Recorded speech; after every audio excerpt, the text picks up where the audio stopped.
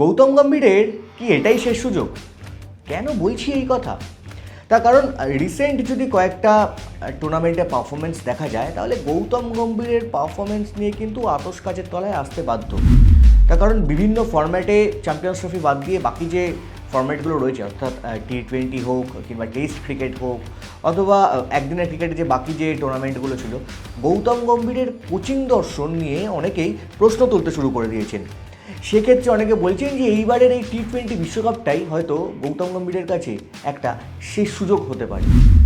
দলের চাবিকাঠি তিনি নিজের হাতেই নিয়ন্ত্রণ করছেন, এটা যেমন একদিকে ভালো দিক, তার পাশাপাশি কোথাও গিয়ে তিনি ক্রিকেটারদের ওপরে অতিরিক্ত যখন নির্ভরশীল হয়ে পড়েন, অর্থাৎ আজ যদি কোনো ক্রিকেটার, যেমন সঞ্জু স্যামসনের ক্ষেত্রে হচ্ছে, একের পর এক স্লট চেঞ্জ করাচ্ছেন, কখনো তিনি তাকে ওপেনিংয়ে নামিয়েছেন, কখনো তিনি তাকে মিডল অর্ডারে নামিয়েছেন, ফলে ধারাবাহিকতার অভাবও কিন্তু দেখা গেছে তার সেই খেলার মধ্যে।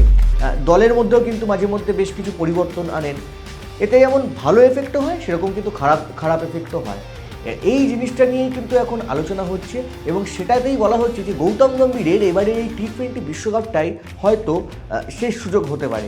সেক্ষেত্রে যদিও এই ভারতীয় ক্রিকেট বোর্ড বা ভারতের দর্শন হলো এক কোচ এক দেশ, এখনও পর্যন্ত সেই ট্র্যাডিশনই কিন্তু ভারত দেখিয়ে চলেছে, অর্থাৎ কিনা একজন কোচের অধীনেই সমস্ত দল খেলবে, সেটা T20 হোক, টেস্ট হোক কিংবা একদিনের ক্রিকেট হোক। ক্যাপ্টেন্সির দর্শনটা হয়তো ভারতীয় ক্রিকেট বোর্ড পাল্টে ফেলেছে, কিন্তু কোচিং দর্শনটা এখনও পর্যন্ত সেই জায়গায় দাঁড়িয়ে দেখতে গেলে পরে একজন কোচ যে সমস্ত ডিপার্টমেন্ট সামলাচ্ছে সেই দর্শনই রেখে যাচ্ছে।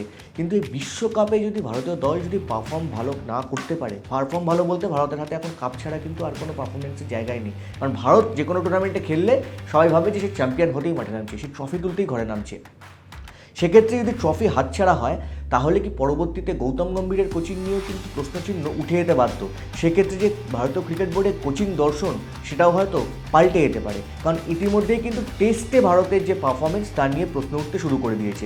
এরই মধ্যে দেখা গেছে যে মার্কিন যুক্তরাষ্ট্রের বিরুদ্ধে ভারতের যে প্রথম ম্যাচ ছিল, ভারতের ব্যাটিং অর্ডার কিন্তু অনেক নড়বড়ে দেখা গেছিলো।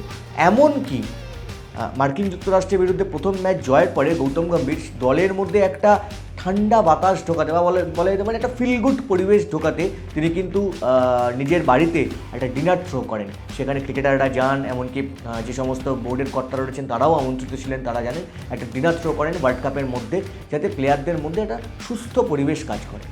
এখন দেখার যে এই গৌতম গম্ভীরের কোচিং দর্শন শেষ পর্যন্ত ভারতীয় দলকে এই টুর্নামেন্টে বা T20 বিশ্বকাপে কোন জায়গায় নিয়ে যায়। আর T20 বিশ্বকাপের আরও বিভিন্ন খবর দেখতে আপনাদের নজর থাকুক TV9 বাংলা ডিজিটাল।